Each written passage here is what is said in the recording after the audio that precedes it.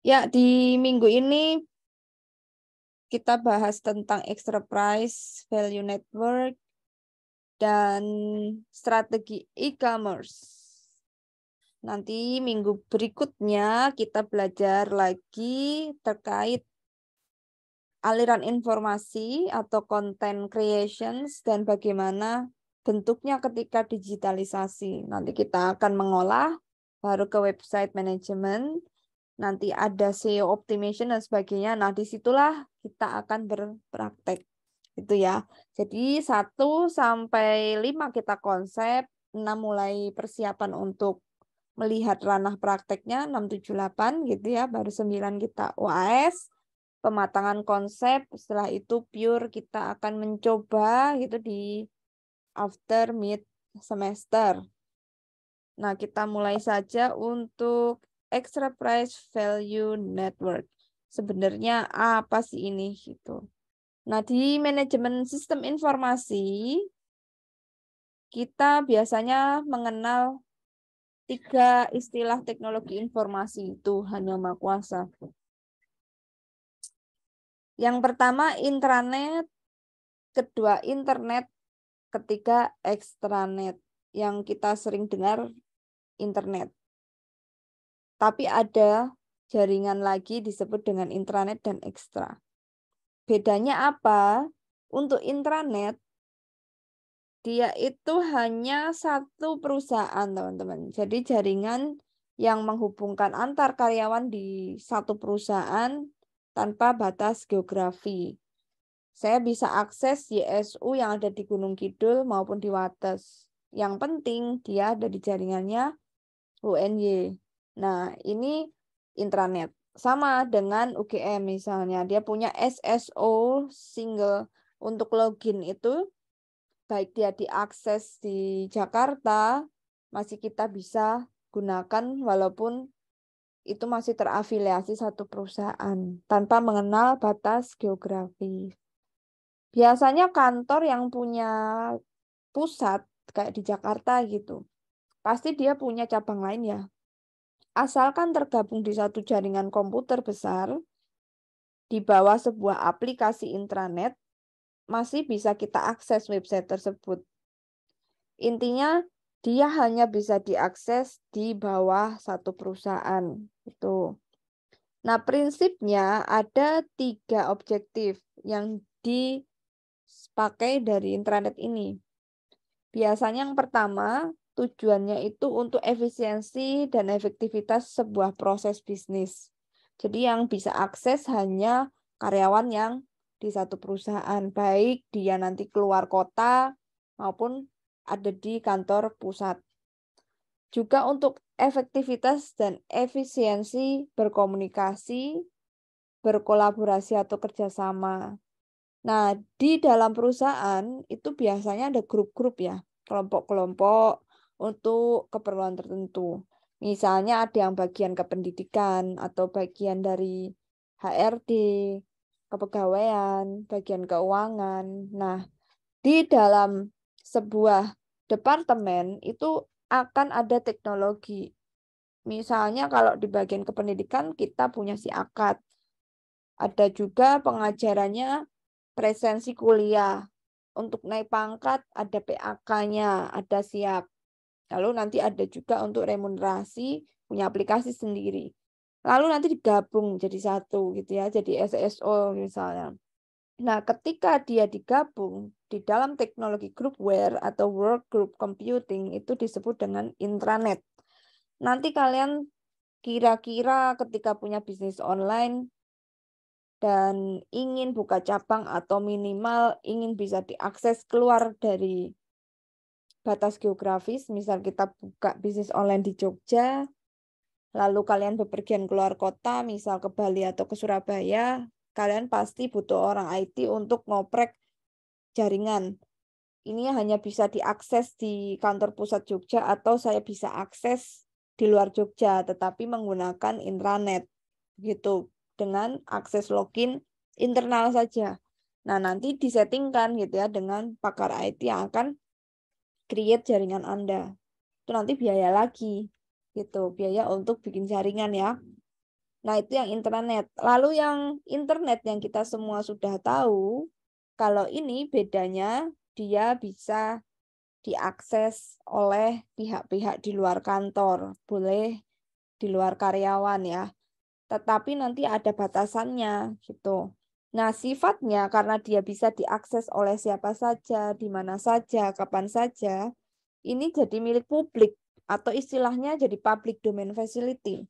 Nah, untuk perusahaan atau bisnis online yang internetnya bisa digunakan untuk media menghubungkan pelanggan, gitu ya. Mereka biasanya lebih berkembang begitu, teman-teman. Lebih berkembang dan memang ini jadi kebutuhan karena emang untuk mengkoneksikan pelanggan, bahkan mencari pelanggan baru. Seperti kita punya website, kita punya Instagram, kita punya hosting lain yang mungkin free, tetapi itu jadi single point untuk kita menjual gitu ya. Nah, ini biasanya untuk menghemat biaya. Kalau kita memutuskan nggak pakai intranet deh, internet. Tapi biasanya ada tetap butuh intranet untuk para karyawan yang bekerja di perusahaan karena ada beberapa sistem itu database rahasia yang hanya bisa diakses antar departemen. Nah, kalau internet bisa diakses kita yang di luar dari perusahaan tersebut gitu ya. Nah, fungsinya rata-rata memasang internet ini untuk menghubungkan dengan pelanggan supaya pasar lebih luas. Karena kita kan mau kalau jualan itu potensi dari pelanggan itu belinya lebih tinggi, lebih banyak ya. Sedangkan untuk extranet sendiri ini sistem jaringan antara intranet yang kita perluas, tetapi dengan akses selain karyawan adalah para pemasok dan vendor atau mitra bisnis. Misalnya kita bisnisnya resto. Di situ kita punya website sekaligus bisa untuk bookingnya gitu. Kalau mau reserve kita bisa lewat website tersebut. Lalu kita juga punya para vendor, pemasok atau mitra bisnis. Nah, itu bisa diakses oleh para pemasok untuk misal mengajukan proposal ingin memasok bahan baku di bisnis tersebut di resto. Itu bisa diakses pemasok. Nah, ini masuk kategori extranet. Tujuannya kita bikin jaringan extranet itu untuk menghubungkan dengan mitra sebenarnya ya, untuk mempercepat proses pengadaan barang jasa. Juga untuk mengurangi biaya tertentu seperti transportasi dan juga pergudangan gitu. Jadi kita lebih cepat pakai extranet. Jadi kita tahu berapa yang kita butuhkan di gudang, mereka yang input si pemilik bahan baku itu. Jadi para pemasok nanti yang menginput sendiri karena mereka yang paling paham. Tetapi kita bisa akses sebagai pemilik perusahaan atau pemilik bisnis.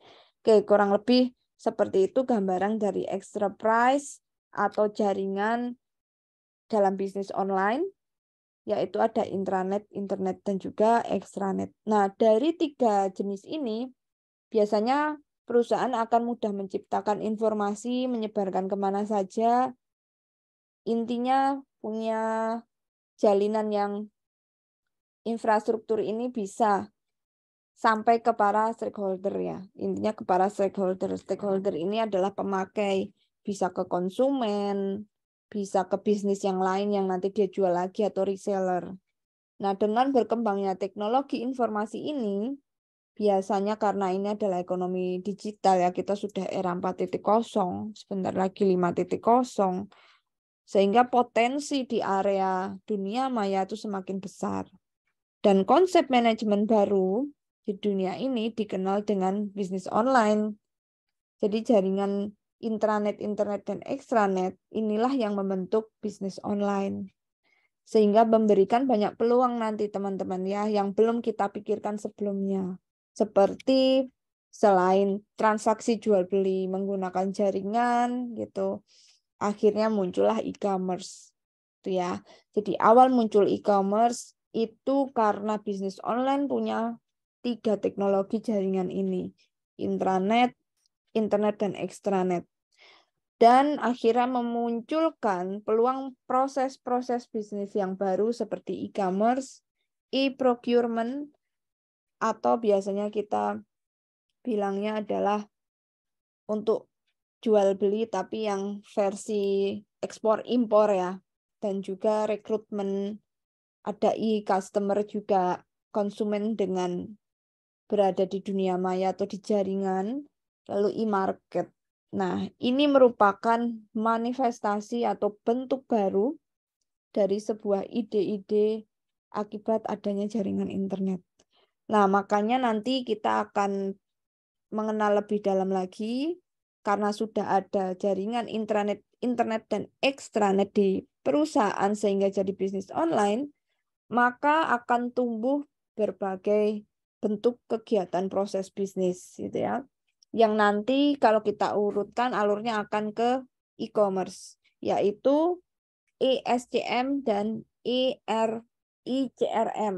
Tuh ya. Jadi sebelum kita ke e-commerce, itu ada dua konsep dulu, yaitu supply chain management dan juga customer relationship management, yaitu pemasok dalam jaringan dan juga database konsumen dalam jaringan, sehingga kita memfokuskan pada transaksi nanti jual beli tetapi dalam jaringan atau dalam luar jaringan gitu.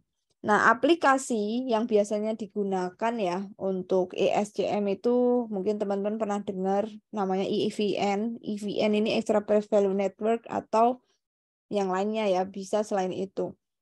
Baik, nanti kita akan fokus lagi ke ESCM, teman-teman. Nah, karena sudah semakin berkembangnya internet, extranet tadi, kita tidak bisa lepas dari yang namanya pemasok. Nah, pemasok ini merupakan konsep yang awalnya hanya memasok manual ya. Kalau mendistribusikan manual pakai truk gitu kan ke perusahaan, itu bukan ESCM, tetapi ya supply chain biasa. Tapi ketika database-nya itu diupdate dan real time menggunakan jaringan, itu kita bisa katakan sebagai ESCM. Itu ya, Electronic Supply Chain Management. Supply chain kan artinya rantai pasokan, yaitu para pemasok ini punya alur yang harus kita jaga, harus kita manage, kita kelola, sehingga disebut ESCM. Dan di sini kaitannya dengan sistem pasokan bahan, sistem pasokan sumber daya. Misalnya aja kalau pabriknya tambah besar, kita kan butuh pembangkit listrik. Otomatis kita butuh perusahaan yang memang bisa masuk energi. Gitu. Nah, di sini ESCM sendiri itu akan ada kaitannya dengan IRCM nanti, yaitu database dari konsumen, gitu ya. Di mana IRCM itu nanti yang konsumen akan ada kebalikan dengan supply chain, di mana memanfaatkan internetnya itu untuk pelanggan. Sisi dari permintaan menaikkan demand penjualan kalau yang IRCM. Sedangkan ESCM untuk pemasok itu nanti dia di extranet gitu ya. Dia di extranet, teman-teman, di sifat teknologinya di extranet. Jadi sedikit berbeda jaringannya ya. Jadi mungkin yang teman-teman lihat di extranet ini itu adalah dimainkan, atau kita kalau bikin jaringan untuk pemasok jangan di internet tapi di extranet gitu ya. Nah, setelah itu nanti biasanya di extranet itu kita akan pahami kalau pembeli tidak bisa akses, itu hanya data yang sifatnya konfidensial, teman-teman ya, karena dia masuk area back office. Jadi perlu diingat kalau kamu pemasok gitu ya, tidak urusannya dengan konsumen dan konsumen akhir retail misalnya, ya otomatis tidak bisa jaringannya ke internet gitu. Kurang lebih seperti itu, teman-teman. Kira-kira sudah mulai bisa dipahami alurnya ya. Kalau ISCM itu nanti yang bagian belakang, ICRM customer relationship yang bagian depannya begitu. Nah, kurang lebih seperti ini ya. Nah, ada prinsip dasar sebenarnya, teman-teman, untuk kita pahami bersama terlebih dahulu ya, terkait dengan pemasok ini yang akhirnya mereka main jaringan, atau misal kita punya usaha bisnis online, kita ingin masuk ke perusahaan atau hotel gitu, otomatis nanti kita kalau sudah di ACC, kita masuk ke jaringan mereka, ke extranetnya, gitu ya. Nah, biasanya kalau sudah masuk ke extranet, itu hubungan yang terjadi kalau kita selaku pebisnisnya. Itu jaringan itu atau hubungan extranet itu adalah hubungan bisnis yang eksklusif sebenarnya. Dengan kata lain, antar perusahaan lain itu tidak bisa tahu, yang tahu hanya yang kita rekrut aja itu sebagai pemasok kan. Jadi ibaratnya dapat prioritas. Sedangkan pelanggan kan ada di luar sana yang sifatnya tidak ada filter ya, semua bisa bebas melihat gitu. Kalau yang extranet nggak bisa karena dia back office. Nah, ESCM itu akan terintegrasi dan sifatnya sangat holistik karena dia dengan berbagai mitra gitu ya. Nanti kita akan tahu teman-teman kita juga ya, entah itu kompetitor atau bahkan bukan, tetapi dia pemasok. Jadi nanti kita akan diletakkan di satu rumah di mana kita akan ketemu perusahaan-perusahaan yang sejenis dengan kita gitu. Bisa sejenis, bisa lain, tapi tujuannya kita memasok ke satu bisnis itu. Misal kita ketemu dengan perusahaan energi gitu, kita ketemu dengan perusahaan yang air gitu, ketemu dengan yang packagingnya gitu ya untuk kertasnya, sedangkan kita yang bahan baku mentahnya gitu ya. Tetapi kita ada di satu rumah yang sifatnya terintegrasi dan mungkin kita akan saling kenal gitu dengan para pemasok ini karena kita memasok ke perusahaan yang besar gitu. Misal kita masuk ke Unilever, kita nanti akan ada satu komunitas jaringan itu pemasok semua. Sifatnya eksklusif. Sama kalau ERCM juga konsep jaringan umumnya diarahkan gitu nanti juga akan eksklusif tapi hanya mengurusi konsumen gitu ya. Bisa konsumen yang memang sudah sering beli, kita sebut existing, atau yang dia baru beli sekali, atau mungkin yang sudah nggak beli lagi gitu, churn customer gitu. Nah, IRCM memang diarahkannya untuk relasi dan juga interaktif antara bisnis online itu dengan antar pelanggannya. Jadi kalau mau ngurusi pelanggan itu ada di ERCM. Tujuan dari ERCM sendiri itu teman-teman dia harus bisa menyajikan atau membuat pelanggan yang sudah beli gitu ya atau bahkan yang baru sekedar pingin beli atau bahkan yang sudah tidak beli itu dia bisa kembali untuk beli lagi. Intinya untuk menjamin satu kepuasan, menjamin loyalitas pelanggan juga atau mungkin aktivasi pelanggan gitu ya. Nah, ada konsep ESCM itu 3 prinsip sebenarnya. Ada 3 prinsip ESCM di perusahaan ya. Yang pertama kita harus pahami dulu kalau mau berhubungan dengan pemasok gitu ya, mau ngurus supplier. Nanti ada misal kalian ngelamar kerja di bagian manajemen supplier gitu atau lowongan yang terbuka adalah supply chain management gitu ya. Bagian ngurusi para pemasok. Nah, di sini kalian nanti akan di-training dan harus bisa memahami prinsip dasar dari supply chain management. Yang pertama, bahwa informasi itu merupakan sebuah pengganti dari biaya yang dikeluarkan perusahaan gitu ya. Misalnya kita punya informasi gitu terkait dengan inventory, terkait dengan pergudangan. Nah, informasi ini biasanya sangat comparingnya lebih berarti atau lebih istilahnya lebih bernilai ya dibanding biaya-biaya yang harus dikeluarkan ketika kita berpraktek untuk melakukan benar-benar aktivitas pergudangan gitu ya. Misalnya ada sebuah aplikasi kita bilang SAP ya. Mungkin kalian nanti suatu saat lihat SAP ini jaringan yang intranet gitu ya, extranet juga. Jadi ketika pemasok memasukkan barang hari ini yang datang dari Jepara pakai 5 truk isinya 2.500 berapa gitu untuk produk makanan box gitu. Misalnya kita makanan ya yang sudah kemasan. Nah, nanti yang update itu pemasok sendiri gitu. Tanpa kita harus ke lapangan, ke gudang, nungguin truknya datang, terus mandornya, supervisornya ngecek satu-satu gitu kan. Itu kan aktivitas fisik yang harus kamu bayar mahal si mandor itu harus bayar mahal si supervisor itu untuk ngecek seharian 5 truk bayangin. Itu kan biaya besar. Ya kan? Belum nanti masukin input ke dalam internetnya, ekstranetnya, ke dalam aplikasinya ribet.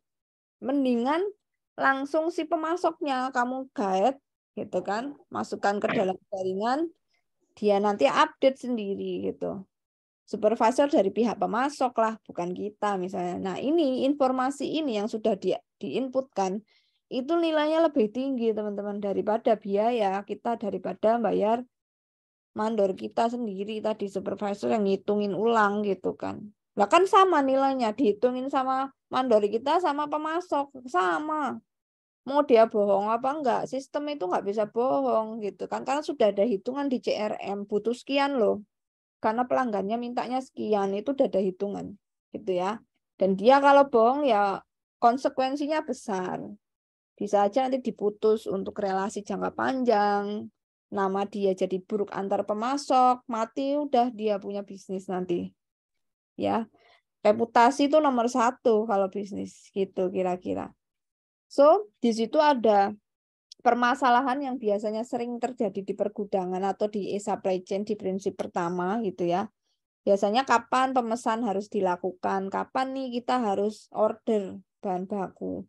Terus berapa banyaknya, when, terus how much, juga kita harus lihat lead time, perjalanan waktu. Semakin rumit bisnis kita, misal fashion, tas, kita cari bahan setengah mati kulit buaya, kamu harus nangkep buaya dulu dari Nusa Tenggara. Itu butuh lead time untuk bisa produksi si pemasok. Kadang yang paling bikin pusing itu pemasok daripada konsumen. Konsumen aman, kita gambar, bikin kreasi konten menarik gitu ya, bikin apa istilahnya, bikin sebuah video yang sekarang kan gampang ya bikin video. Terus akhirnya untuk bisa membuat konsumen tertarik itu mudah sekali, asalkan estetik, kelihatan gradasinya bagus, kelihatan alami, harganya terjangkau, konsumen tuh udah tertarik. Tapi begitu bondong-bondong ke sana, rata-rata konsumen banyak yang kecewa loh. Tidak sesuai ekspektasi apa? Makanannya sedikit kurang, kualitasnya nggak bagus. Karena apa? Nggak imbang kualitas demand sama kualitas yang kita sediakan. Kadang lupa, yang penting promosi, penting laris, tapi kualitas nggak dijaga. Pemasok nggak dipahami, dia mampu seberapa. Terus nggak ada juga mungkin link kita maunya gimana, dia nggak ngerti, yang penting kita ya aja. Nggak bisa, cari pemasok itu lebih berat gitu. Kalau kita bisa jaga hubungan pemasok dan kita dapat vibrasi yang oke dengan mereka, saling ngerti, udah kayak kakak adik gitu, udah kayak kekasih hati gitu kan, itu udah kunci. Mau marketing kayak apa, pemasok udah bisa pahami konsumen gitu, karena mereka orang outsider, kita yang ngejalanin bisnis ini kan harus satu visi dengan pemasok gitu kira-kira ya. Nah, di sini juga harus tahu kapan informasi terkait jumlah pesanan, detail informasi itu harus diimplementasikan teman-teman ya. Istilahnya cheaper, better, faster juga berlaku di sini gitu. Termasuk juga bagaimana memasok. Bukan kita cuma cheaper, better, faster ke konsumen, tetapi bagaimana kita bisa mendatangkan bahan baku ini dengan lebih murah, lebih cepat lagi, dan juga lebih baik gitu loh kualitasnya. Itu ya. Jadi jangan dikira bisnis itu yang penting ada barang dijual. No, yang ada itu harus dipikirkan, yang ada yang bagus gitu loh. Itu yang kadang harus ditekankan. Supply chain ini makanya jadi sebuah ilmu khusus. Jadi mata kuliah tersendiri gitu teman-teman. Lalu ada prinsip kedua yang terkait dengan supply chain management ya. Masih terkait rantai pasokan. Ngurusin pemasok, ngurusin para supplier nih. Yang kedua prinsipnya setelah informasi yang ada, itu yang pertama ya, itu menggantikan biaya-biaya pergudangan. Yang kedua, unsur biaya, kecepatan, dan kualitas barang itu sesungguhnya letaknya itu ada di ketepatan informasi gitu. Mau cepat, mau dikatakan barang kita lebih murah gitu ya. Pemasok kita bisa dapat pemasok lebih murah, bisa dapat tukang ayam lebih murah gitu di pasar. Kalau misalnya kita jualannya resto misalnya ya, bebakaran gitu, bisa dapat ayam, bisa dapat supplier ikan lebih murah gitu. Nah, itu kuncinya sebenarnya kecepatan. Murah sih oke, tapi dia ngirimnya iso cepet sesuai yang kita minta nggak sebelum Lebaran ini loh, sebelum puasa itu pasokan harus sudah masuk. Bisa nggak dia gitu loh, mampu nggak kualitas SDM-nya segitu itu. Terus juga info yang dia berikan pas nggak, dia bilang harganya sekilonya 56.000. Lah kok diinput kan jadi beda 68 gitu kan. Artinya kok nggak tepat sih informasi ini. Piye gitu lah. Ini kan harus direncanakan di awal, harus ada perjanjian dan sebagainya. Itu prinsip dasar. Jadi, biar kita bisa menyajikan bahan baku yang cheaper, better, faster, itu kuncinya ada di kecepatan, juga ketepatan info. Info pemasok. Ojo mencela-mencela pemasok sing kita rekrut gitu loh, yang benar-benar gitu ya. Diajarin juga, kadang kita juga ngajarin, bukan mengedukasi konsumen doang loh, mengedukasi supplier gitu. Yang ketiga, prinsip dasar supply chain management, yaitu kita harus menganggap teman-teman kalau kita punya bisnis online ya, amin gitu. Mari kita aminkan aja. Semua orang punya hak dan istilahnya kalau mau usaha pasti bisa ke sana. Intinya kita harus anggap bahwa hubungan antar mitra bisnis itu merupakan sebuah harta karun, teman-teman ya. Hubungan kita dengan pemasok, ya prinsipnya itu harus dipegang. Nomor 3 ini paling penting. Itu aset paling strategik perusahaan dan harus benar-benar dibina. Bahkan ada sebuah event, ada sebuah evaluasi. Bahkan ini mau lebaran pusing nanti kasih bonusan dan sebagainya ke pemasok juga, bukan cuma ke konsumen kasih THR, enggak gitu ya. Bahkan mungkin kalau keuntungannya belum bisa memenuhi, harus hutang dulu untuk bisa menjaga hubungan gitu. Jadi nggak ada yang lebih penting dari nama trustworthiness atau kepercayaan dan profesionalisme dalam berbisnis yang harus terus dijaga. Telat dikit nggak disiplin, wis jelek informasi yang disebarkan tentang reputasi kita. Salah input wis jelek, kita nama perusahaannya bintang 1 hancur sudah. Kamu bangun lagi reputasi harus ganti nama. Kayak dilakukan Holy Wing misalnya. Kan dia harus ganti nama lagi kan. Bangun lagi reputasi baru. Gitu. Nah, tanpa adanya unsur-unsur ini ya, itu yang nggak mungkin ya teman-teman bisa punya kinerja yang bagus di supply chain management gitu. Nah, konsep yang gimana sih yang ideal sebenarnya? Kalau prinsip tadi sudah dipenuhi bahwa informasi yang cepat, tepat gitu, itu merupakan kunci dan menjalin hubungan juga kunci juga. Persaingan untuk bisa memberikan pasokan yang kualitas oke itu juga merupakan prinsip dasar. Kalau sudah prinsip, itu tidak boleh ditawar. Sudah harus dijalankan teman-teman, itu prinsip dasar. Ya, itu prinsip. Kalau sudah namanya prinsip, itu sudah dipegang seumur hidup. Sudah berprinsip, artinya sudah ada nilai yang tertanam di perusahaan itu. Kalau nggak dipakai, misalnya tidak dilaksanakan, wis nggak tahu gitu apa yang terjadi dan mungkin nggak bisa eksis gitu ya. Bisa tapi mungkin nggak lama. Nah lalu gimana sih yang ideal? Ideal ini kalau nggak tercapai juga nggak apa-apa. Tetapi inilah standar tujuannya supaya bisa ideal atau istilahnya standar yang gimana untuk bisa membangun relasi yang baik gitu. Harus seperti apa sih merangkul para pemasok ini gitu sebaiknya gitu ya. Idealnya tuh tujuannya yang kayak apa, mau kemana gitu. Seperti apa standarnya, levelnya gitu. Nah, ada 5 komponen yang saling mendukung tentang konsep supply chain management yang baik gitu ya. Nanti ini bisa dijadikan sebuah tolok ukur. Kalau 5 indikator ini ke arahnya tidak baik, ya berarti ada masalah dengan hubungan yang kita sedang bina dengan para supplier. Yang pertama, supply chain replenishment.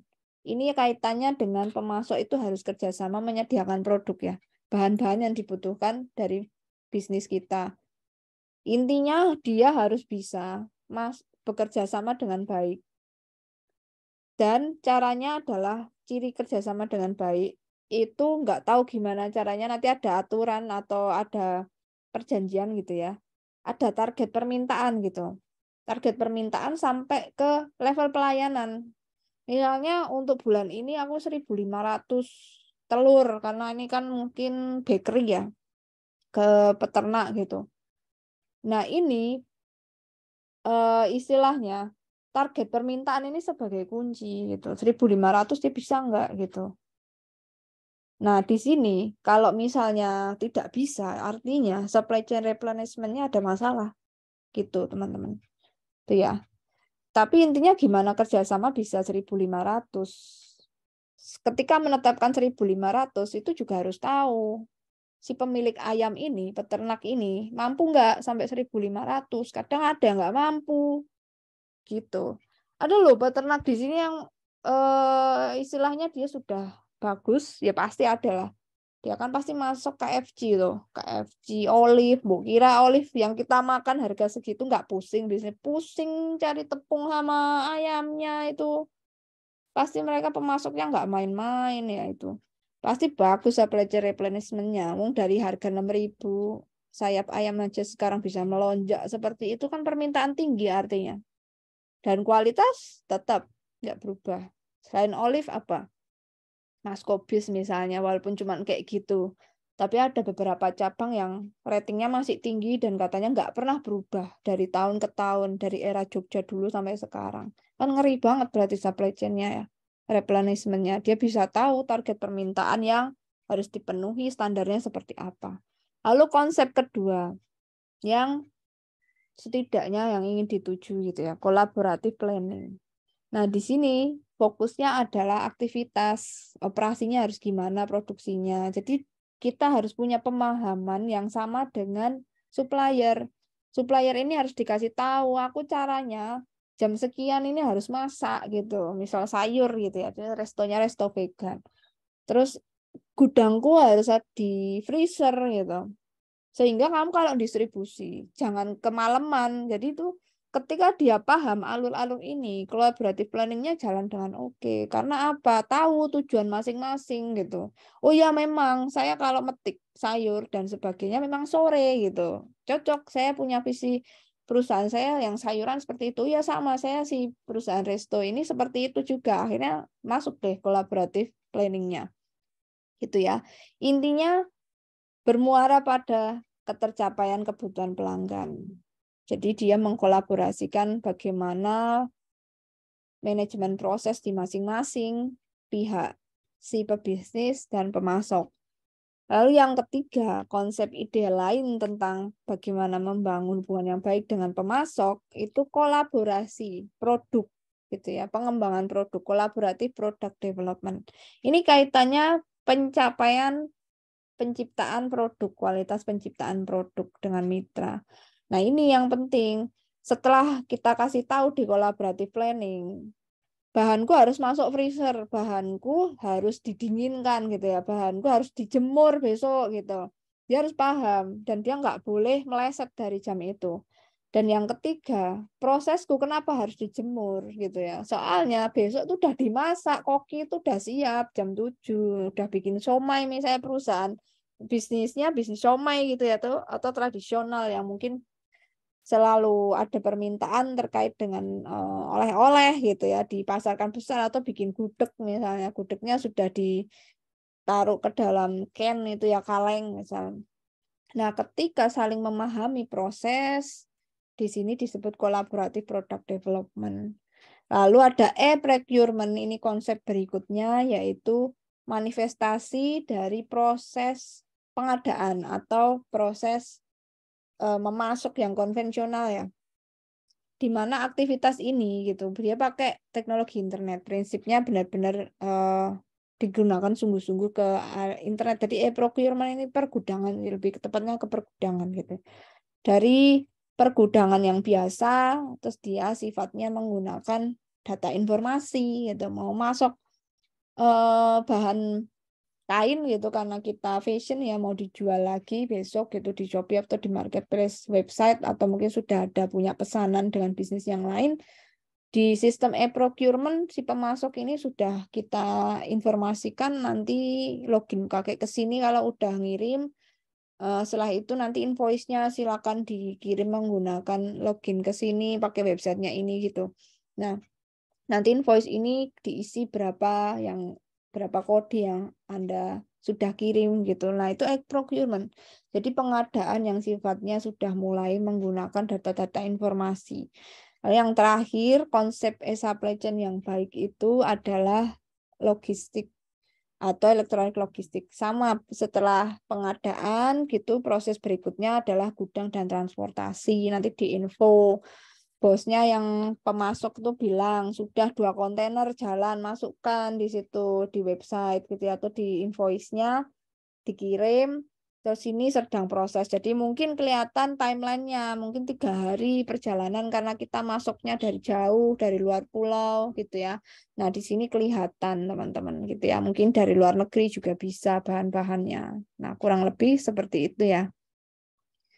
Nah, nanti kalau sudah bagus kita punya kolaborasi dengan pemasok, nah kita harus juga memikirkan konsumen karena itu dua mata sisi yang tidak boleh jomplang, harus dia balance gitu ya, harus dia balance. Oke, kita sudah berhasil nih punya pemasok yang kualitas bahan bakunya oke, kita siap produksi, kita sudah punya mesin yang oke, kita punya beberapa karyawan yang sudah handal, bertalenta gitu ya, dan menghitung keuangan dan sebagainya. Saatnya kita menjual gitu ya. Saatnya kita berpromosi gitu. Walaupun awalnya kita scanning dari kebutuhan, kita scanning pasar, kita cari pemasok, setelah pemasok ada, kita balik ke depan dong gitu ya. Dari depan kita lihat tengah belakang, kita lihat kesiapkan dapur belakang gitu ya, namanya orang mau hajatan ya, tamunya siapa? ORT RW sebelah.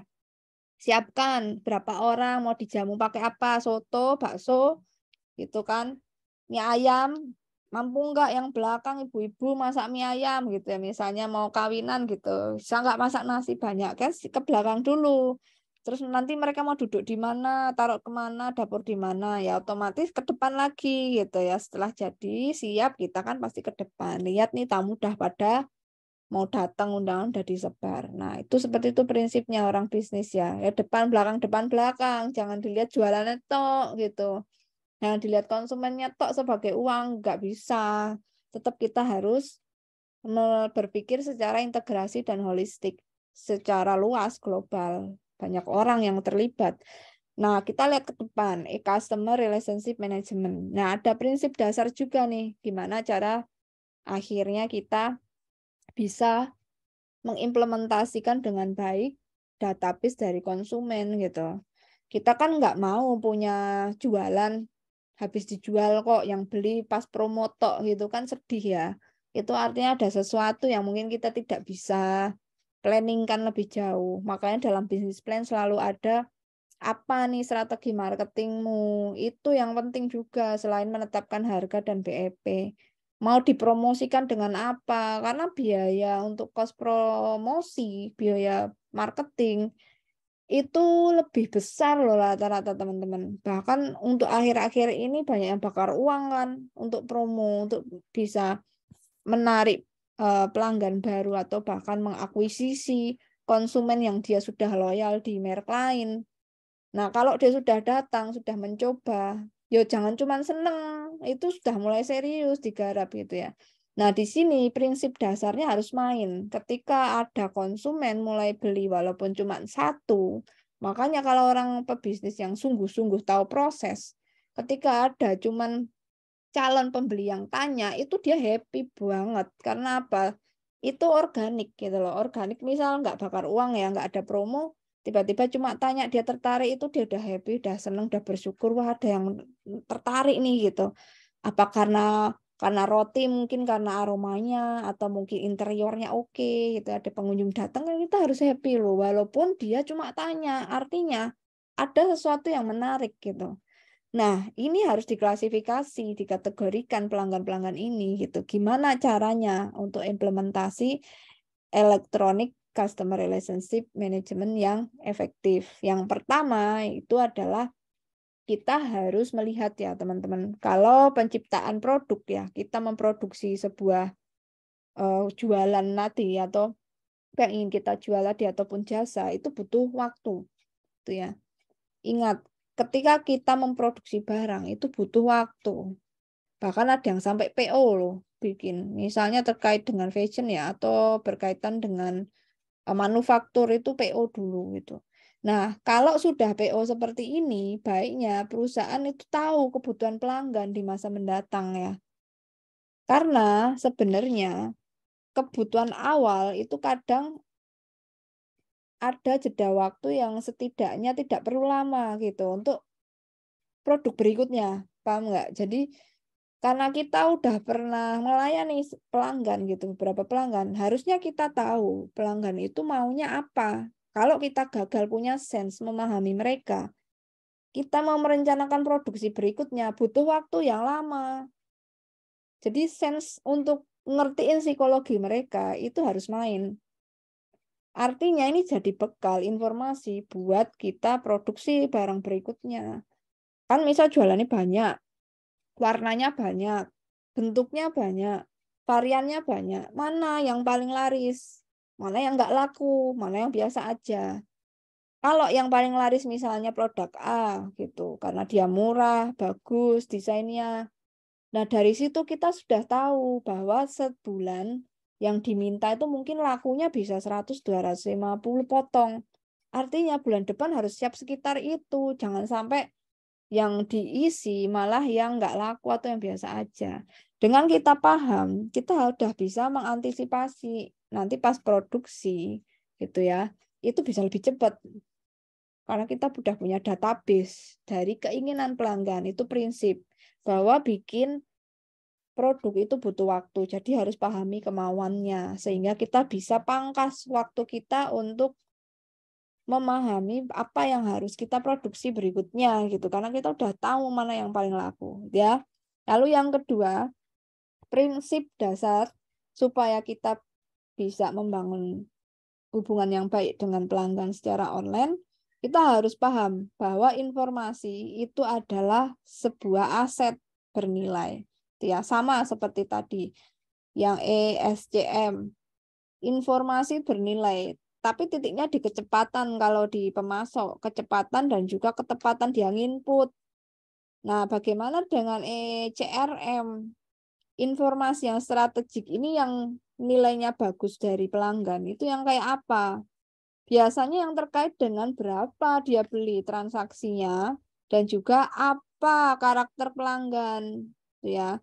Misalnya yang beli usia sekian, masih anak muda semua, milenial junior di usia 25 sampai 27 itu milenial junior jadi penguasa saat ini yang punya startup kebanyakan milenial junior dan senior.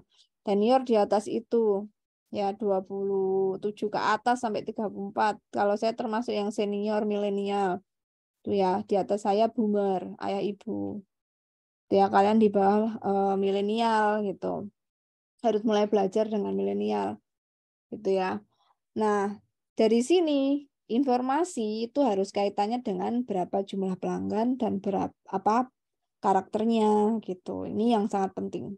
Ya, itu prinsip.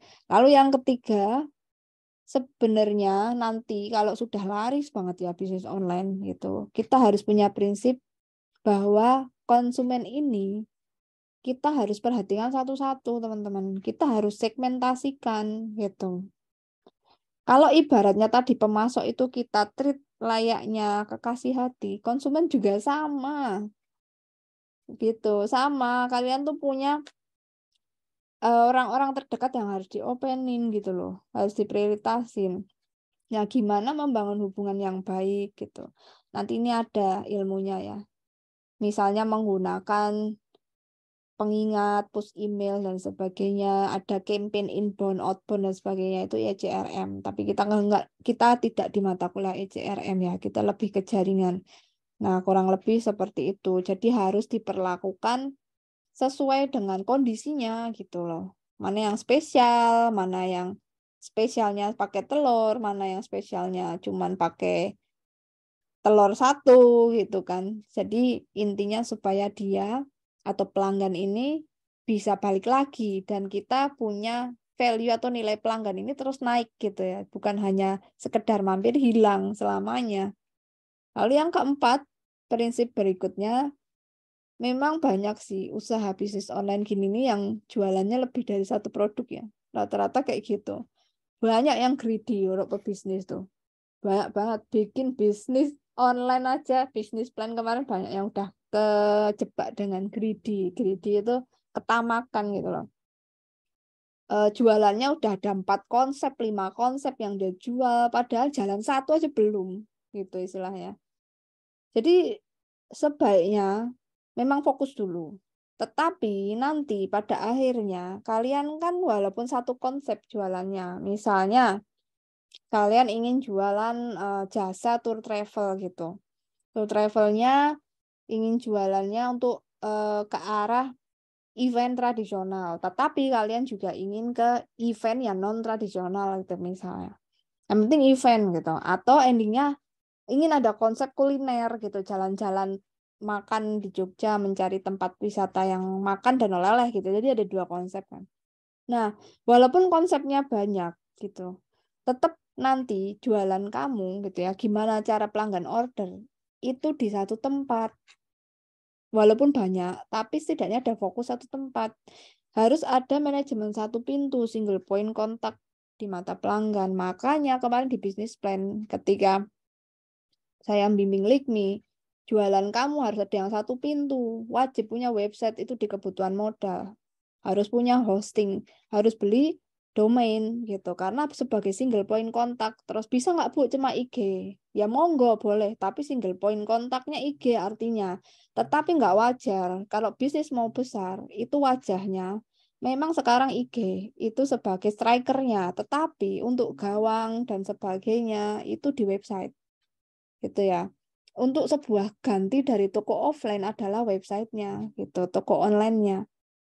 Untuk knowledge dari produk itu di websitenya. Tetapi nanti harus nge-link, harus update dengan IG-nya gitu. Makanya nanti mungkin prakteknya kita website management dulu. Website management itu bisa langsung mainkan sosmed sebenarnya. Bisa langsung fanpage yang ada di sosial media kayak Facebook gitu ya. Nanti kita prakteknya kita langsung di Facebook dulu teman-teman gitu ya. Jadi mungkin yang TikTok kita akan cempilkan gitu. Kemarin ada permintaan malam ya, anak-anak yang malam di Wates kemarin yang hari Kamis itu minta, Bu kalau TikTok shop seller gimana, lagi naik daun gitu kan. Saya pikirkan ulang, tetapi untuk prioritas tidak di TikTok, cuman itu bisa jadi kita masukkan di pertemuan terakhir banget gitu ya. Karena itu masih belum prioritas perusahaan gitu. Tetapi mulai dilirik karena sekarang Instagram sudah ada fitur monetisasi untuk konten kreator, sudah kayak YouTube. Ada kemungkinan TikTok bakal kayak gitu, teman-teman gitu ya. Itu bisa cuan banget untuk bisnis online gitu, untuk ECRM bisa naikin nilai pelanggan gitu kan. Nah, kemungkinan kita akan main ke situ tapi pertemuan terakhir gitu, 14-15 baru kita coba TikTok. Jadi teman-teman belum punya ya siap-siap aja punya akun TikTok.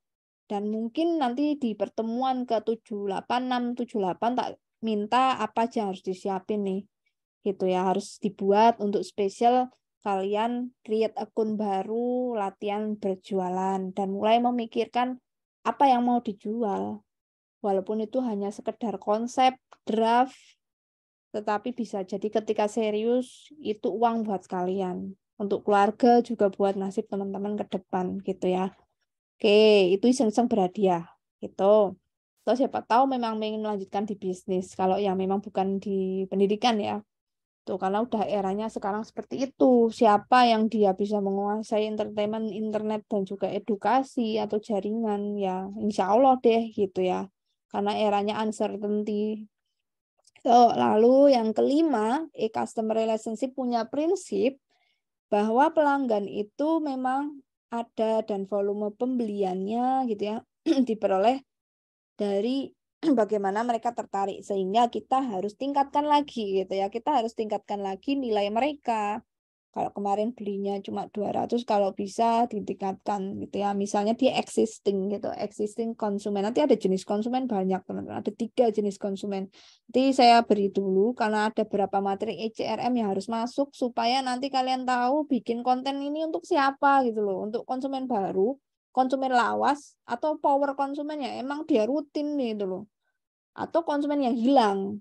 Itu kan ada jenisnya. Jadi jangan sembarangan bikin konten gitu. Oh Bu, yang penting ini yo. Nah, delalah meruduk semua, barangnya nggak ada.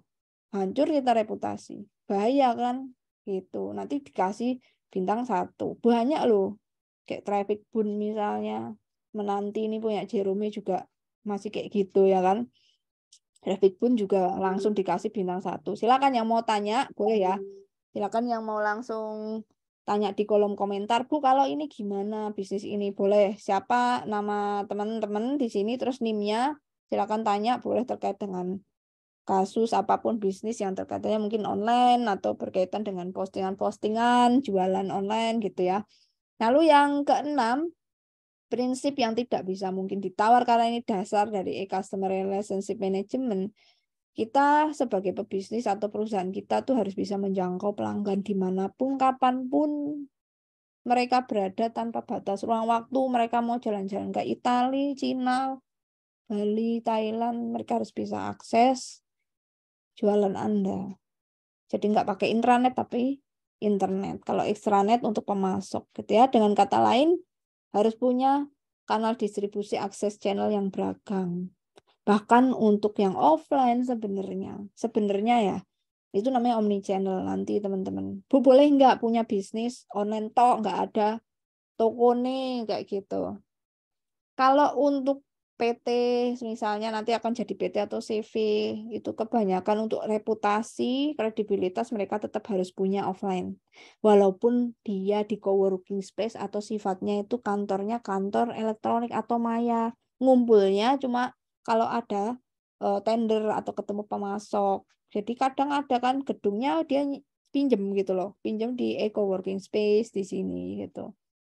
Tapi pada suatu saat tetap harus ada satu space gitu ya untuk ketemu minimal meeting gitu ya. Satu saat sih tetap ada home base-nya, kantor fisiknya walaupun dia bergerak bisnisnya online full. Nah, seperti itu prinsipnya ya, teman-teman. Jadi kita harus pahami sampai ke arah situ. Lalu kita maju lagi ke dasar aspek pemilihan strategi teknologi. Ini dasar aspek itu artinya strategi teknologi kan banyak ya teman-teman ya. Strategi teknologi itu misalnya nih, kita ini tahu pelanggan tidak cuma punya handphone, mereka punya laptop, bahkan ada yang punya iPad kan, gitu kan. Ada yang punya TV, bahkan ada yang punya faksimiles atau telepon gitu. Kita juga tahu mereka ini tinggal di mana gitu kan, kendaraannya pakai apa, kita harus tahu kayak gitu teman-teman. Kalau memang mau jualan yang benar ya, bukan cuma sekedar jual selesai. Pelanggan itu kenapa kita treat sebagai raja atau mungkin berlebihan istilahnya itu ya, kita harus pahami karakternya lah minimal seperti itu. Nah, bedanya dengan pemasok rantai pasokan yang elektronik yang menggunakan teknologi standar monoton, sebenarnya lebih monoton pemasok sih, karena kan dia nggak fokus ke hal-hal berkaitan karakter barangnya ini, jadi ini nggak, biasanya sih simple. Nah, kalau yang konsumen itu biasanya malah lebih beragam, bervariasi, dan dinamis teman-teman untuk aplikasinya gitu ya. Nah, teman-teman nanti pasti akan diberikan berbagai pilihan gitu kan. Kenapa saya akhirnya milihnya Instagram aja bukan TikTok? Kenapa aku TikTok aja bukan Instagram? Artinya, Anda kan memilih teknologi. Nah, itu perlu sebuah pertimbangan kenapa memilih aspek itu. Itu ya. Nah, dasar pemilihannya tuh ada 3. Pertama, kita harus tahu bahwa pelanggan ini punya karakteristik berbeda. Makanya aku milihnya di Facebook, Bu. Ini aku mau ngurusin orang-orang boomer gitu yang memang sukanya main WhatsApp, grup, main Facebook gitu kan. Ada tuh misalnya jual alat pancing ya kan, engkong-engkong sukanya mancing gitu kan. Terus lagi jualan golf gitu kan, pasarnya beda lah, bukan orang milenial yang apalagi generasi X, Z, beda. Jadi kita harus tahu aspek pemilihan teknologi ini gitu ya, terkait nanti sampai memilih bagaimana memasarkan di sosial media, digital marketingnya, itu harus paham kriteria pelanggan karena kita akan membangun relasi nanti dengan pelanggan melalui media ini, ibaratnya lewat channel-channel teknologi ini. Jadi kita harus tahu aspeknya. Aspeknya apa aja? Pertama, kita pahami kriteria pelanggan. Kita mau nyasar pelanggan personal, family, institusi kelompok itu ya. Mau ke perusahaan, kamu jualan ke perusahaan atau ke komunitas. Makanya waktu kemarin Likmi, saya tanya, ini konsep tour travelnya untuk personal, kita boleh nggak sendirian ke sana dapat arung jeram misalnya. Boleh nggak? Boleh Bu, ini masuk open trip misalnya. Boleh nggak family, anak 3, anak 1. Bisa Bu, ini nanti ya open trip family misalnya. Oh, bisa nggak yang orang-orang honeymoon? Bisa Bu. Nah, ini kan kita harus tahu pelanggan ini. Kalau anak milenial berarti IG, oke. Kalau sekolahan, anak-anak sekolah, pasarnya anak sekolah, edukasi misalnya, ada tuh konsepnya diajak ke tempat bikin batik gitu ya, tradisional batik sama menanam padi di sawah ya, konsep edukasi alam, ya sama mandiin kerbau kalau nggak salah ada konsep kayak gitu. Itu piye kamu jualannya gitu. Anak-anak TK kan nggak lihat IG, dilarang. Gimana? Yang lihat kan guru orang tuanya. Apakah IG gitu kan? Ya IG it's okay, tapi nanti caranya seperti apa untuk bisa menyasar yang punya uang? Itu kan karakteristik kriteria pelanggan.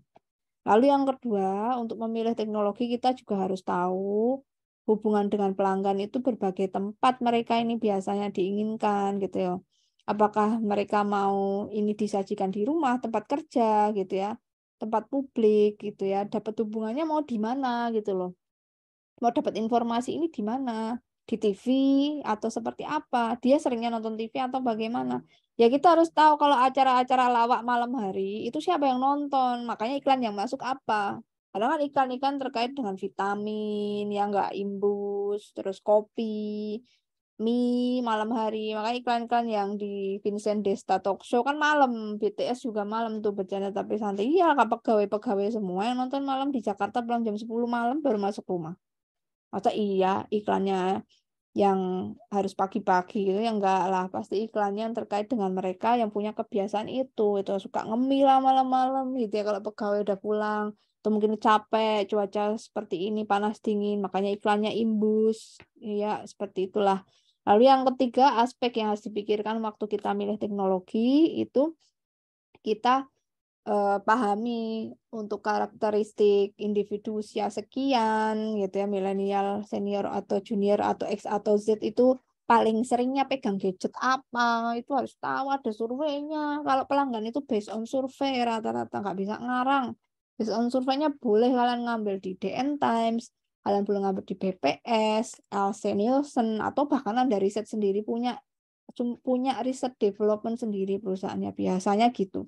Perusahaan yang besar biasanya punya riset development sendiri gitu ya. Nah, ini strategi e-commerce. So, ini kita udah mulai 2 slide terakhir. Kita sudah masuk ke strategi e-commerce. Kalau kita sudah berhasil ngurusin pelanggan gitu ya, udah berhasil ngelola pelanggan, kita tahu karakteristik, kita punya database. Baiknya kita mulai pikirkan bisnis kita nih mau ke arah mana sih sebenarnya mengelolanya gitu ya. Kita mau ngelola ke arah mana?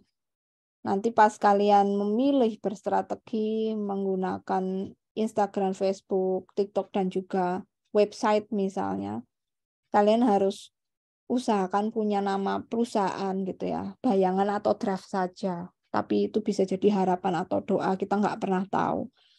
Dan kita harus pikirkan apa dan siapa yang akan kita garap gitu. Karena namanya e-commerce atau bertransaksi jual beli di jaringan itu banyak aspek. Pertama, yang paling sering banget muncul itu adalah jenis strategi e-commerce atau transaksi jual beli yang fokusnya kita ngurusin bisnis orang juga gitu. Kita punya pasar, perusahaan lain atau reseller gitu ya. Nah, contohnya B2B ini bentuknya strategi e-commerce atau strategi berjualan secara online itu ke bisnis yang dia sendiri juga punya pasar gitu. Jadi ini namanya B2B.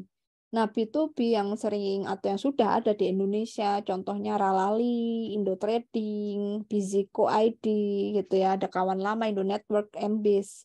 Nah, di sini dia itu nyasar perusahaan yang kerjanya dengan lingkungan tertutup atau kurang lebih di sini ini dia memperjualbelikan bahan-bahan industri teman-teman gitu ya. Bisa aja dia itu produk kimia atau bahan dasar pabrik gitu kan. Macam-macam gitu ya. Jadi intinya di sini dia pemesanan, pembelian dan juga untuk barang jasa di sini menggunakan pengiriman yang sifatnya ini untuk memasok lagi gitu. Jadi sebenarnya ketika teman-teman punya pemasok, yang pemasok itu sedang melakukan B2B, gitu aja gampangannya ya. Lalu yang berikutnya sering banget konsep yang kalian lihat atau banyak dilakukan untuk strategi e-commerce itu business to consumer atau customer atau B2C. Ini langsung ngurusi konsumen akhir, end user. Ini yang sering banyak dilakukan lah istilahnya. Jadi dia menjualnya langsung masyarakat umum gitu, bukan masyarakat khusus kayak tadi kan. MBIS itu ya pasti dia kan ngurusin jaringan kan. Bisa aja kita punya bisnis nih, misalnya bisnis kita PT digital gitu ya, kita punya bisnis kayak ruang guru kan, dia otomatis nggak bikin ini sendiri gitu, nggak bikin jaringan sendiri, dia sewa MBIS kan otomatis. Atau misalnya di kampus kita juga pasti bikin siakat kan nggak mungkin bikin sendiri, itu vendor gitu ya, itu vendor mungkin MBIS, Indo Network dan sebagainya kan, kalian nggak pernah tahu ya di situ. Nah itulah di situ B2B. Nah sekarang B2C itu ngurusin konsumen akhir, biasanya sangat populer sekali dan berjibun jumlah B2C. Ya apa yang kalian tahu itu B2C sebenarnya. Blibli.com, Lazada, Amazon, Shopee, Tokped, dan semacamnya. Lalu yang ketiga jenis strategi lainnya ada C2C atau consumer to consumer atau customer to customer. Nah ini sangat populer sih di Indonesia, makin bermarak ya istilahnya marketplace. Nah, marketplace inilah C2C sebenarnya. Tapi kalau marketplace itu dia punya opsi welcome for reseller ya, artinya dia bisa aja C2B atau dia B2B gitu ya. Dia udah punya bisnis terus dia cari rekanan mitra bisnisnya untuk dia sebagai konsumen gitu. Itu artinya B2B juga. Nah, C2C ini banyak yang dikenal istilahnya tuh sekarang marketplace. Bertemunya konsumen dengan konsumen di situ. Dan ada satu platform menghubungkan antar konsumen. Nah, di satu website ini biasanya konsumen tuh bisa menggunakan sistem COD dan sebagainya yang online itu ya, yang seperti kalian sudah pernah lakukan pasti.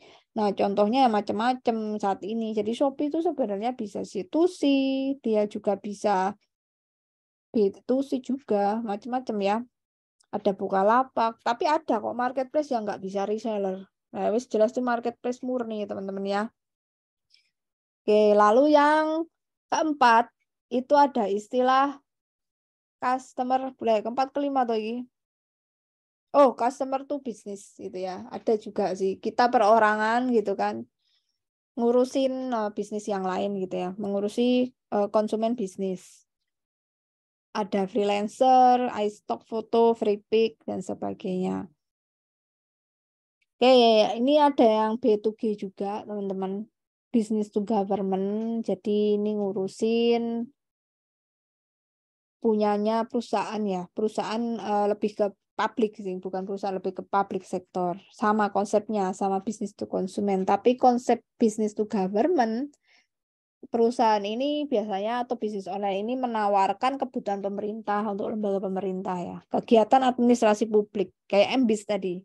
MBIS terus yang berkaitan dengan jaringan juga sistem ya.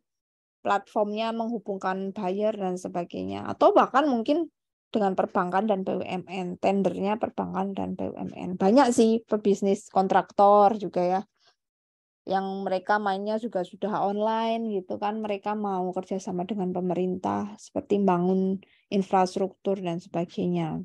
Kalau yang udah kerja sama-sama Jawa Barat itu MBIS Market teman-teman, untuk pengadaan barang jasa ya. Ada juga e-katalog itu untuk kampus kita, untuk kalian punya kursi meja itu dia belinya di e-katalog pemerintah sih, dia kerjasama PT digabungin jadi satu di situ.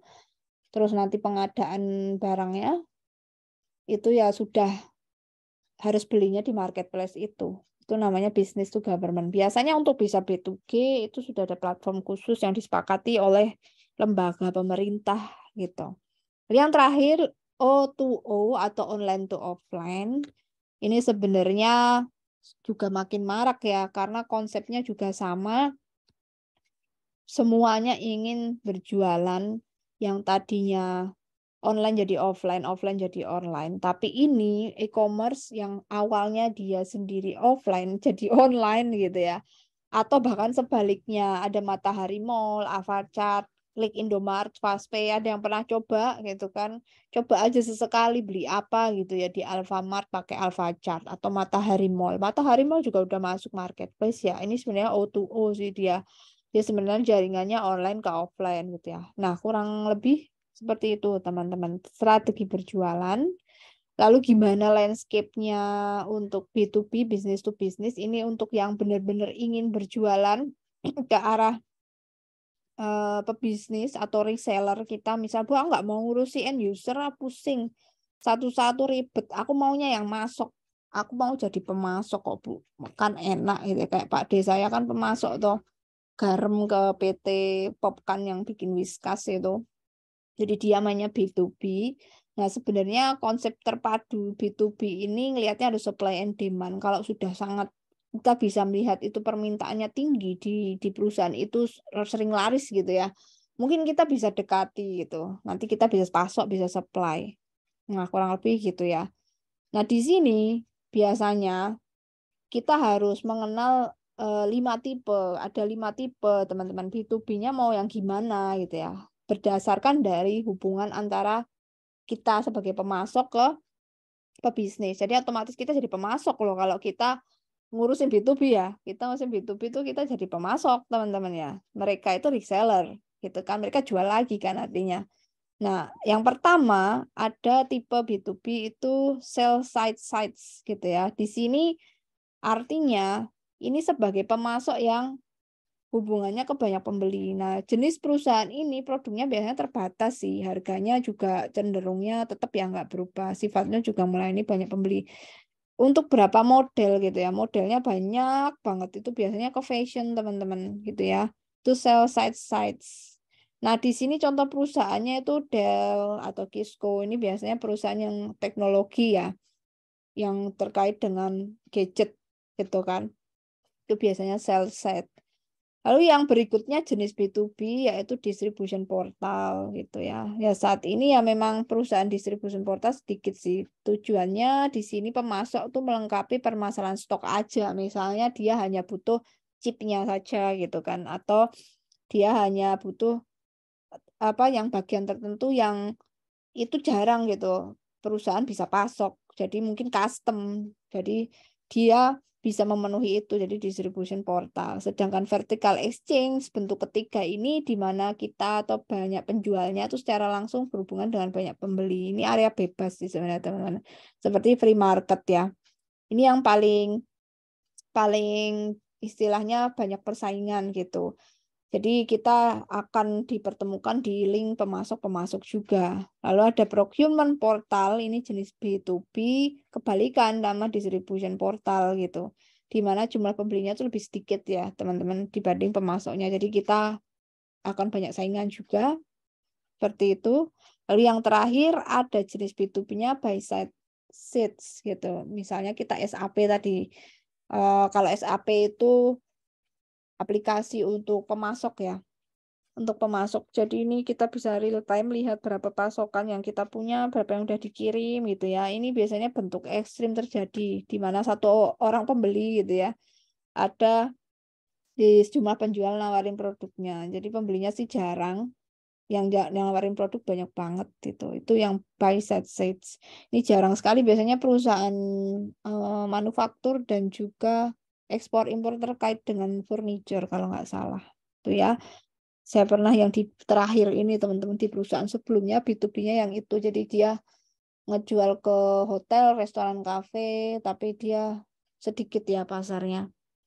Oke, untuk next topic, jadi itu yang bisa diinformasikan, bisa di-share ke kalian untuk minggu ini. Untuk minggu depan kita belajar pervasive content. Kita akan belajar tentang content management seperti apa, content creation seperti apa, bagaimana itu masuk ke kategori digital interactive service, mungkin sedikit kita melongok website management, itu seperti apa optimasi SEO, kita fokus ke Google dulu gitu ya, kita mainkan Google, jadi nanti siapkan teman-teman untuk punya akun di Google-nya yang untuk praktek gitu ya, terserah kalian mau bikin baru atau pakai yang lama gitu. Silakan deh yang mau ditanyakan. Oke, ini kita langsung aja ya untuk tanya jawab. Waktunya juga udah mepet sekali, hampir jam 9. Wes jam 09.00 malah ya. Wes ini Dea tanya CRM, milih happy aplikasi yang sesuai kebutuhan bisnis kita, apa aja yang dipertimbangkan. Aplikasi CRM. Wah, aplikasi CRM itu banyak ya. Nanti saya tunjukkan untuk minggu depan ya. Ini saya utang sama Dea. CRM itu pakai apa aja? Sebenarnya bisa pakai email yang sudah ada, afiliasi bisa pakai email. Nanti kita udah mulai masuk kok. Mulai ini ngurusin CRM juga. Ini kan baru intro ke CRM terus masuk ke marketingnya. Jadi kan setiap teori itu nanti nyambung pelan-pelan gitu loh. Gitu ya, pelan-pelan pemasok karena semua itu berangkaian. Proses bisnis itu saling terintegrasi, nggak bisa nerangin tiba-tiba e-commerce nanti kalian punya konsep berantakan, kok apa ya ini ngambang gitu, kesadaranmu kayak nyangkut gitu loh karena akarnya kita nggak perbaiki dulu, kita nggak tengok akarnya, tahu-tahu langsung makan buahnya, ini buah dari mana aneh gitu. Kalau kalian tahu rootnya, akarnya, kalian enak nanti, oh ternyata gini, mending buahnya diginiin aja makannya ben enak karena tahu akarnya gitu. Nah ini untuk CRM itu sebenarnya bisa pakai vendor bayar atau gratisan juga ada, misal pakai aplikasi atau kita menggunakan Instagram juga bisa, sosial media yang ada, digital marketing yang saat ini, sosmed marketing yang saat ini kalian pelajari itu sebenarnya sudah kita kategorikan aplikasi CRM gitu ya. Kita bisa pakai Instagram Analytics, tapi harus di profile setting dulu ya, professional setting dulu. Jadi yang private dibuka dulu gitu. Yang belum private kita settingnya profesional. Nanti di situ kelihatan analitiknya. Siapa yang beli, siapa yang lihat, siapa yang like. Itu aplikasi CRM. Itu ya bisa email, bisa campaign dan sebagainya. Itu aplikasi yang ada, yang sudah ada atau kita beli vendor. Tapi baiknya yang sudah ada itu sudah maksimal sih gitu ya. Jadi salah satu contoh aplikasinya adalah sosial media marketing sendiri gitu ya teman-teman. Nah kebutuhan bisnis kita nih sangat luas. Kita kan harus bedah dulu. Makanya nanti mungkin kalian harus bikin sebuah introduction gitu singkat tentang PT perusahaan Anda itu apa. Bikin intro aja 150 kata gitu ya, sekitar 2 atau 1 paragraf, PT apa namanya, bergerak di bidang apa, terus mau strateginya, mau nggarap siapa, mau government, mau pemasok lain, mau masuk gitu kan, reseller, atau mau jadi apa, mau jadi ngurusin konsumen. Nah, setelah kita tahu kebutuhannya itu, baru kita bisa lihat aplikasi CRM yang pas gitu ya, mau pakai website full, habis itu ada Instagram terus sudah selesai gitu aja, terus pakai TikTok udah misalnya. Karena kalian ketika memutuskan satu jedet gitu Instagram itu udah pusing cari konten kreator dan cari digital analis, cari aduh itu aja udah digital analisnya udah capek banget loh, bikin bikin timeline kalender schedule untuk posting itu udah capek, ngurusin IG doang. Kamu mau bayar dia 3 juta itu bisa doa-doa itu kalau generasi Z, karena kerjaannya udah berat, ngurusin satu IG besoknya suruh bikin Facebook, suruh ngurus Twitter, gaji cuma 3 juta. Tiap hari dia jam jam berapa kalau mau posting misalnya ntar lagi ya jam 12 kayak Brilionet tuh misalnya, terus nanti jam 4 malam, bayangin itu baru IG belum Instagram, bukan aja 3,5 kayak gitu kan. Nah itu aplikasi CRM ya teman-teman yang sudah ada dulu ya, tapi nanti kalau misalnya mau tenderan itu ada vendor gitu ya, tapi itu yang spesial untuk mengukur analitik yang lebih spesifik itu nanti bayar teman-teman ya. Apakah itu yang dimaksud ya gitu ya, nanti banyak ada CRM, bisa yang customize, bisa yang sudah ada bawaan dari Google, itu sudah bisa namanya Google Analytics-nya. Itu nanti kita akan coba tengok minggu depan ya Dea itu dan teman-teman semua. Nah, sekarang Sofia Renata. Di sini tanya di materi PPT tadi ada ya sama-sama Dea. Saya kok gak iso di scroll. Tadi di PPT ada konsep dari SCM atau Supply Chain Management yang ideal. Oke, yaitu replacement, collaboration, product development, procurement, logistik. Mau tanya yang ideal dari SCM harus ada 5 itu. Atau jika nggak ada, tidak ada salah satu masih dikatakan ideal. Sebenarnya masalah hilang atau enggak, bukan hilang atau enggak ya. Tetapi bisa memenuhi seberapa levelnya sih, bukan hilang sama sekali gitu.